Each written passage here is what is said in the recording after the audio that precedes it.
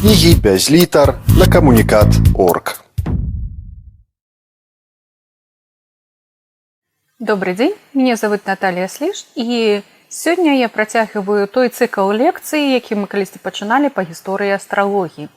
І сённяшняя тэма гучыць астралогія ў праваслаўнай культуры Вялікага княства Літоўскага. Так, назва абсалютна інтрыгуючая і абсалютна для многіх незразумелыя, стаўленне духавенства да астралогіях і так далей. Так вот, я хочу ў гэтай выкладзе расказаць, якім чынам астралогія распаўсюджвалася ў праваслаўнай культуры і ўвогуле, як яны паміж сабой былі звязаныя. Першае, з чаго бы я хацела пачаць, гэта ўвогуле міфы, якія звязаныя з астралогіяй і якія таксама будуць мець значэнне для далейшага разумення. Першы міф гэта тое, што астралогія варажба. Вельмі часта мы гэта сустракаем у гістарыяграфіі. Насамрэч, астралогія – гэта дакладная матэматыка, якая неабходна, каб пралічыць, дзе знаходзяцца тыя ці іншыя нябесныя цела. А варажбой я называю, таму што, дзякуючы становішчу планет, можна прадказаць тыя ці іншыя сітуацыі і нават іх спрагназаваць. Але ні да якіх варажбы гэта не мае дачынення. Но так часта астралогію звязваюць з магіяй. Астралогія ў гэтым плане яна не з'яўляецца магіяй. Але для таго, каб рабіць пэўныя магічныя рэчы, астралогія мае значэнне для таго, каб выбраць правільны час і правільны дзень, таму што астралогія гэтым непасрэдна займаецца. І яшчэ адзін міф, які бы я таксама хацела закрануць, гэта тое, што астралогія і астраномія у старажытнасці, у сярэднявеччы і новым часе гэта было адно і тое ж. Насамрэч, гэта абсалютна не. Таму што тэксты па астралогіі і тэксты па астраноміі – гэта абсалютна розныя тэксты. І нават знакамітыя астролагі, такія як Абу Машар, як, напрыклад, Кеплер і іншыя, у іх асобныя тэксты па астралогіі, асобныя тэксты па матэматыцы і па іншых навуках. Таму што астролагі, як правіла, ва ўсе часы гэта былі навукоўцы, якія займаліся рознымі галінамі ведаў. І таму, калі мы чытаем тэкст па астралогіі, то ў ім бессэнсоўна шукаць астранамічныя пралейкі і гэтак далей. А калі мы чытаем тэкст матэматычны, таго ж Абу Машара, гэта будзе роўны выключна тэкст па матэматыцы.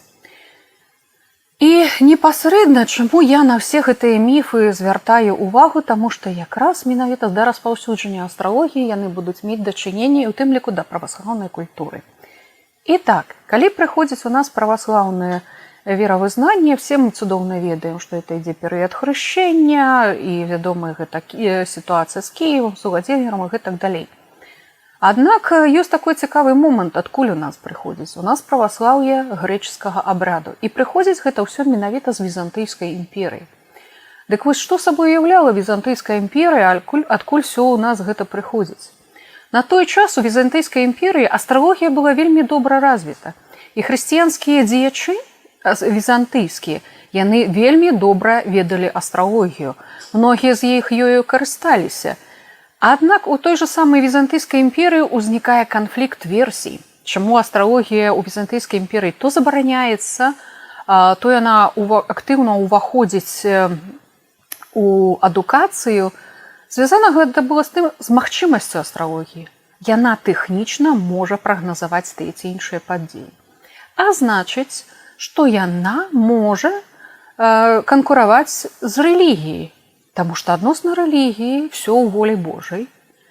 І зноў жа гэта будзе і падрываць тую ж самую рэлігію. Навошта хадзіць у храм, дзе кажуць маліцца і спадзявацца на нешта, калі можна схадзіць да астролага, які скажа, што, дзе і як будзе. Зразумела, астралогія гэта была канкурыруючая навука, адносна якой вот так ставіліся. Але тым не менш, духавенства хрысціянскае і грэчаскага абряду, і рымскага абряду валодала астралогіяй. І нават мы, калі берем такіх асобаў, як Альберт Вялікі, Фома Аквінскі, яны былі астролагамі. Аднак у хрысціянстве астралогію выкарыстоўвалі, таму што трэба было рабіць святы, якія былі рухомыя і нерухомыя, быў Вялікдзень, І ў сувязі з гэтым неабходна было разумець гэтыя пралікі, неабходна было разумець календар месяца і гэтак далей. І астралогія разам з магіяй і іншымі навукамі яна стала ведамі эксклюзіўнымі, да якіх дапускаліся толькі асобныя людзі з духавенства. Таму духавенства практыкавала астралогію і духавенства і праваслаўнае, і каталіцкае. Аднак гэта называецца допуск ведаў, таму што не ўсе мелі магчымасць інтэлектуальныя здольнасці займацца астралогіяй і разуменні. Таму для прыхадскога святара пра астралогію расказвалі адно, а для выбітных і пэўнай катэгорыі доступу ведаў пра астралогію расказвалі другое. І на сённяшні дзень ва ўсіх бібліятэках праваслаўных, каталіцкіх, буйных рэлігійных цэнтрах, калі мы пачынаем аглядаць каталог, мы заўсёды знаходзім творы па астралогіі. І гэта не з'яўляецца супярэчнасцю, это з'яўляецца такім істотным момантам, што для людзей кажуць адно, а то, што патрэбна, для сябе выкарыстоўваюць гэта другое. І вось такім чынам астралогія трапляе і ў Вялікае княства Літоўскае. Ну, канешне, спачатку з хрысціянізацыі. Чаму я узгадала менавіта пра Візантыйскую імперыю? Таму што разам з хрысціянскімі тэкстамі прыходзяць і тэксты астралагічныя. І самы знакаміты і вядомы тэкст гэта зборнік Яраслава 1073 года, у якім побач з рознымі тэкстамі рэлігійнымі знаходзіцца урывак з твору Іоанна Дамаскіна, які прысвечаны планетам і знакам зодыяку. І мала таго, побач на палях вельмі шмат ідзе аздоба 12 знакамі зодыяку.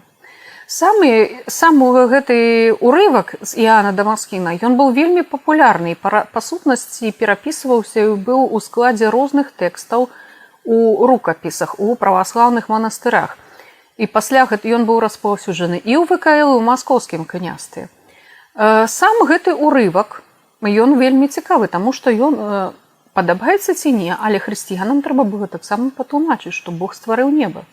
А што ж на гэтым небе? І Іоанн Дамаскін расказваў, што там ёсць 7 паясоў. 7 паясоў гэта было 7 планет. На той час і месяц, і сонца гэта былі планеты. Астралагічна сонца і месяц гэта свяцілы. І прычым Іоанн Дамаскін располагае іх абсалютна правільна па тым цыклу, як гэтыя планеты абыходзяць знак задыяка. І таму ён располагае такім чынам, што ідзе Сатурн, за Сатурнам Юпітер, Марс, Сонце, Венера, Меркурій і апошні месяц. На 8-м небе знаходзіліся ўжо знакі задыяку. І вот гэтыя знакі задыяку ён таксама распісываў і расказваў, які знак задыяку, і таксама агаворваў стыхіі. І все віды стыхіі гэта вельмі прынцыповая і важная астралагічная рэч, таму што знакі задыяку яны падзяляюцца на стыхіі. Паветраная, водная, пасля земляная. І вось якраз гэтыя стыхіі адыгрываюць важную ролю, і ён тлумачыць гэтыя асаблівасці гэтых стыхій і як яны карэлююцца са знакамі задыяку. І таму вось гэты твор, астралагічны твор, астралагічны такія рэчы, якія ён быў сам вельмі адукаваны Іоанн Дамаскін, яго творы і іншыя касмалагічныя творы вельмі сур'ёзна распаўсюджваюцца і практычна у любой бібліятэцы, ну, я маю на ўвазе з такіх сур'ёзных рэлігійных цэнтраў, там, як Кіев, Супрасіль, Вільна, іншы, мы знаходзім гэтыя творы, прычым яны і перапісваліся, і пасля друкаваліся, і гэта была абсалютна нармальная з'ява. Таксама рэчы, звязаныя са знакамі задыяка, з небам, сустракаюцца і ў палеі талковай.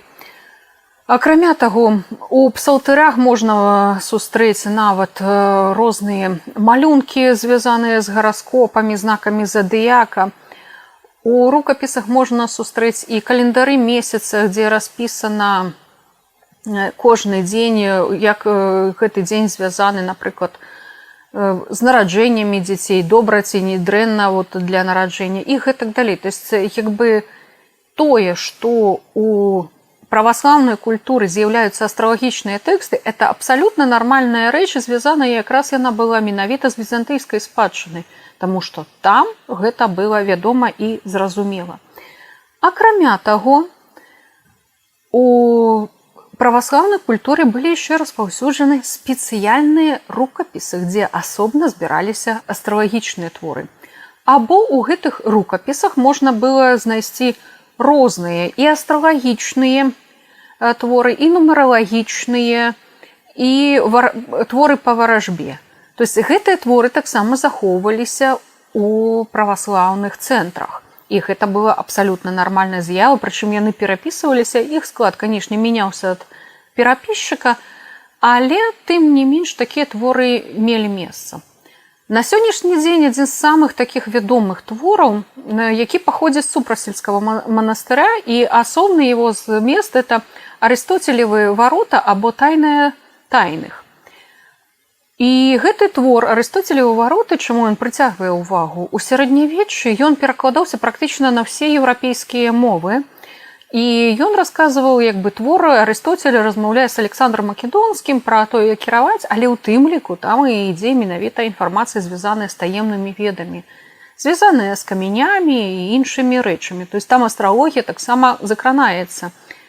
І побач з гэтым рукапісным творам «Тайны тайных» былі яшчэ і цэлы шэраг астралагічных твораў. І вось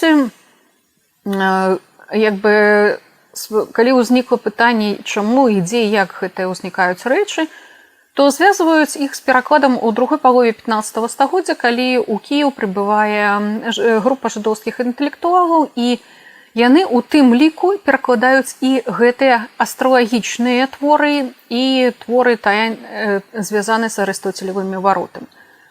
Пасля гэта было звязана яшчэ з дзейнасцю Михаіла Алелькавіча, таму што ён на той час быў і ў Кіеве, падтрымліваў, і магу сказаць, што ўжо ў тыя часы ў 15 стагоддзі было вельмі распаўсюджана звяртацца да астролага або мець пры двары астролага, таму што все нашы вялікія князі літоўскія, Казімір Ягелончык звяртаўся да астролага, Александр Ягелончык, Жыгімонт Аўгуст, Бонас Форца, то есть беларуская ўся шляхта, у тым ліку радзівілы, яны ўсе карысталіся паслугамі астролагаў.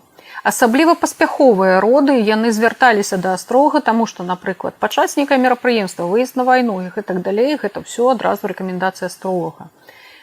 Но і гэты рукапіс менавіта такой, можна сказаць, звязаны з варажбой, астралогіяй, з такімі таемнымі ведамі, паўстае прыкладна ў сярэдзіне 16 стагоддзя, где-то 50-60-е гады, звязваюць хутчэй за ўсё з дзейнасцю Кімбара, які на той час увогуле вельмі актыўна заняўся супрасельскай бібліятэкай, вельмі шмат закупалася твораў, што-то перапісвалася.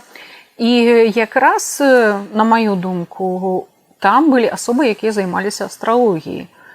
А так як гэты манастыр яшчэ падтрымлівалі Хаткевічы, і яшчэ кніжкі адтуль бралі, то я не выключаю той магчымасці, што якраз яны спрыялі развіццю астралагічных ведаў. І на той час, калі мы гаворым, якія былі сабраныя у гэты рукапіс творы, там былі сабраны творы, якія называюцца планетнікі, дзе распісаны планеты, іх характарыстыкі, якія яны добрыя, злыя, якія гадзіны гэтых планет, як уплывае нараджэнне пад гэтымі планетамі. Асобна было яшчэ звязаны і распісаны па днях тыдня гадзіны гэтых планет. Кожная гадзіна была распісана, якая яна там Сатурна, Марса, Юпітера. І адпаведна ў гэтыя гадзіны это самыя простыя метады электыўнай астралогіі, калі для выбару той ці іншай справы мы выбіраем лепшую гадзіну. То есть, напрыклад, калі нам трэба выправіцца ў дарогу, вельмі добра выбраць гадзіну Меркурія. Калі зладзіць вяселле, то трэба выбіраць гадзіну Венеры. І гэта былі самыя такія простыя рэчы, якія звязаныя былі з прадказальнай астралогіі з электыўнай. Былі яшчэ такія, як луннікі называюцца, гэта былі яны звязаныя і з медычнай астралогіяй. Адзін варыянт лунніка, калі месяц праходзіў па знаках задыяку. І гэта было таксама вельмі важна, таму што было звязана з медыцынай. Калі трэба было зрабіць, напрыклад, пушчанне крыві, то калі месяц праходзіць праз авен, то нельга рабіць пушчанне крыві той часткай цела, якую ён рэгулюе. Гэта все, што звязана з галавою. І вот такім чынам оно карысталася. Або, напрыклад, зноў жа, калі месяц праходзіць праз целец, то вельмі добра ў гэты перыяд браць шлюб. Калі месяц ідзе праз кадзірог, то гэта не самы лепшы варыянт для таго, каб взяць шлюб. І быў яшчэ асобны лунны календар, які быў распісаны на 30 дзён месяца, і там было распісана, для чаго кожны дзень таксама спрыяльны. Па сутнасці, гэта была такая базавая астралагічная інфармацыя, якую можна было карыстаць у штодзённым жыцці. І вось гэтыя творы у тых ці іншых варыяцыях, яны сустракаліся, напрыклад, у рукапісах, якія былі распаўсюджаны на тэрыторыі ВКЛ, але пасля яны таксама і дахашлі да маскоўскага княства, і сапраўды гэтыя творы перапісваліся. І адзіны шлях распаўсюджання гэта было якраз такі праваслаўная культура менавіта праз духавенства.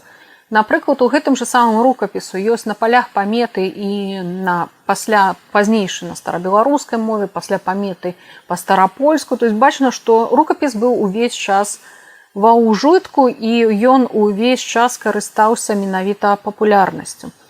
І таму, канешне, такія вось рукапісы былі не адзінкавыя. Адзінае, што мы на сённяшні дзень не заўсёды можам аднавіць все бібліятэкі і сказаць, што ўваходзіла ў іх склад. Таму што, напраўда, гэта мы перацярпелі вельмі шмат розных, не самых лепшых падзей. Многія нашы творы, кніжкі, рукапісы расцірушаны па ўсіх краінах свету. І, конечно, вот нават той же самы рукапіс Супрасыльскага манастыря, он зараз знаходзіцца ў Мінску. Другая частка бібліятэкі знаходзіцца ў Вільні. І для таго, каб зразумець гэтую тэндэнцыю, якім чынам развівалася кніжная праваслаўная культура, якім чынам кніжкі пераходзілі, якім чынам веды распаўсюджваліся, мы, канешне, не цалкам можам гэта як бы да канца аднавіць. На жаль, это такая сітуацыя. Ну і яшчэ адзін важны момант, які бы я хацела закрануць не толькі праз рукапісы, але і праз асобы, духоўныя асобы, якія ведалі, што такое астралогія. І, напрыклад, вельмі вядомую гістарыяграфію асоба як Афанасій Філіповіч, які быў абаронцай праваслаўя, які вельмі шмат зрабіў для гэтага і звяртаўся да вялікага князя літоўскага і польскага караля Уладзіслава IV з абаронай праваслаўя. І для таго ён лічыў, што прычым ён сапраўды вельмі важна лічыў як бы з пункту гледжання духоўнага, што той пераслед, які трывалі праваслаўныя ў той часах, гэта была першая палова 17 стагоддзя, калі унія была прынята, і унія якраз берасцейская пайшла за кошт праваслаўя, таму што менавіта не каталіцкія храмы забіраліся на карысць уніі, а праваслаўныя. І канфлікт, які пасля пайшоў па ўсей краіне, менавіта паміж рознымі суполкамі, то сапраўды на гэта Філіповіч звяртаў вельмі правільна ўвагу, што это прыводзіць да расколу грамадства. Ён звяртаўся да вышэйшай асобы ў краіне для таго, каб яна гэта спыніла. І ён казаў, прычым так мімаходам, і толькі ведаючы астралогію чалавек можа это зразумець.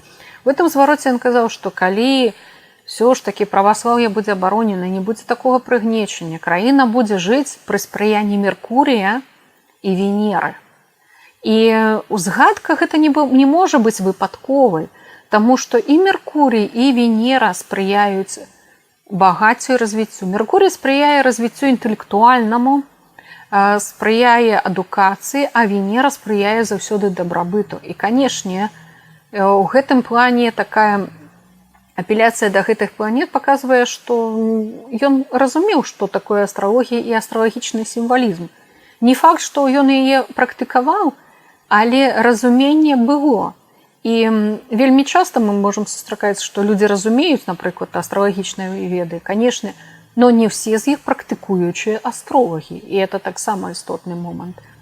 Ну і побач я хацела яшчэ закрануць такую вельмі вядомую асобу, якая ў большасці пасля зрэалізавалася ў маскоўскім княстве. Гэта Семён Полацкі і яго творы, якія былі звязаныя з астралагіяй. Ён вельмі добра вядомы як сваёй літаратурнай дзейнасцю, як тым, што ён пасля пераехаў і працаваў пры двары, займаўся духоўнай дзейнасцю ў Маскве. Аднак, калі гэта таксама звярталася ўвагу на гістарыяграфію, калі звярнуць увагу на яго творчасць, у яго творчасці вельмі шмат астралагічных рэчаў. Напрыклад, той же самы тэкст «12 месяцаў», які распісвае знакі задыяка. У яго ёсць тэксты беседы о планетах, і дзе ён вельмі падрабязна распісвае планеты і іх уласцівасці. І яшчэ адзін такой же самы верш ёсць пра планеты. Ёсць асобны верш, прысвечаны 4 стыхіям. І, канешне, у гэтым плане проста так такія творы не з'яўляюцца. Асобна ў яго была праца і прысвечаная рэлігіі, ёсць зноў жа раздзел пра неба ёсць. І таксама у яго ёсць верш на нараджэнне Петра I, дзе ён сімвалічна распісвае яго гараскоп. І многія спрачаюцца у расійскай гістарыяграфіі, ці складаў ён, ці не складаў гараскопы, як бы яго гараскопа не знойдзена аўтарства Полацкага. Але тым не менш, гэта паказвае, што Семён Полацкі быў вельмі добра дасведчаны ў астралагічных тэрмінах, у планетах, і ён мог гэты гараскопы нават і не складаць, але ён мог ведаць перавагі гэтага гараскопа і ў гэтым вершы ўхваляць тое, якімі планетамі, або якія планеты прынясуць карысць будучаму кіраўніку Расіі. І таму у гэтым плане абсалютна няма ніякага сумніву, што Семён Полацкі быў знаёмы з астралогіяй, прычым ён і называў, што сярод 7 навук вольных ён назваў не астраномію, якая называецца, а ён называў астралогію. І для яго астралогія мела як бы вельмі і вельмі важнае значэнне, што паказана ў яго творчасці. Як бы такім чынам, прадстаўляючы развіццё астралогіі праз праваслаўную культуру, я бы хацела звярнуць увагу на такія моманты, што астралогія была абсалютна нармальнай часткай культуры. Пра астралогію, яе асаблівасці, што сабой уяўляюць планеты, як стыхіі працуюць, як працуе месяц, як працуе маладзік, поўня і гэтак далей, гэта все было вядома і цудоўна выкарыстоўвалася духавенствам. І гэта была такая галіна ведаў, якая практычна мела значэнне. І якраз у гэтых тэкстах, я падкрэсліваю, што гэта адзін са шляхоў распаўсюджання астралагічных ведаў, што астралогія не прыйшла толькі выключна да нас праз праваслав'е, што, напрыклад, не было сваіх назіранняў і так далей. Але астралогія і менавіта пасля і тэксты, і тэрміналогія, менавіта на старабеларускай мове, она прыходзіць праз праваслаўную культуру, менавіта праз хрысціянства, то, што ідзе з Візантыі, і з Візантыі прыходзяць гэтыя тэксты, перакладзеныя на старабеларускую мову. Пасля асобна перакладаюцца з грэчаскай мовы яшчэ і астралагічныя тэксты на старабеларускую, і гэта далей ужываецца у праваслаўнай культуры. Гэта ужываецца ў крупных цэнтрах, і гэтыя творы былі вядомыя і ў Кіеве, і ў Супраслі, пасля і ў Вільні, і ў іншых мясцовасцях, дзе былі такія асяродкі. Таму што, канешне, наяўнасць царквы гэта не азначала, што там будзе сур'ёзная бібліятэка. Для гэтага патрэбны быў асяродак адукацыйны, чтобы пры манастыры была яшчэ і адукацыя. І у большасці, канешне, цэркваў гэта былі толькі кніжкі для службы. Служэбнікі, Біблія і гэтак далей, самыя такія асноўныя. А такія ўжо, канешне, базавыя і больш шырокія рэчы, гэта ўжо крупныя рэлігійныя цэнтры. І гэтыя рэлігійныя цэнтры былі добра абазнаны ў галіне астралогіі. Такім чынам, можна назначыць, што астралагічная культура была і часткай рэлігіі, і яна мела месца і была распаўсюджана на тэрыторыі ВКЛ. Яна адносілася не да агульных ведаў, яна не адносілася да даступных ведаў, яна адносілася да ведаў той катэгорыі, якую маглі атрымаць толькі абраныя людзі. Дзякуй за ўвагу.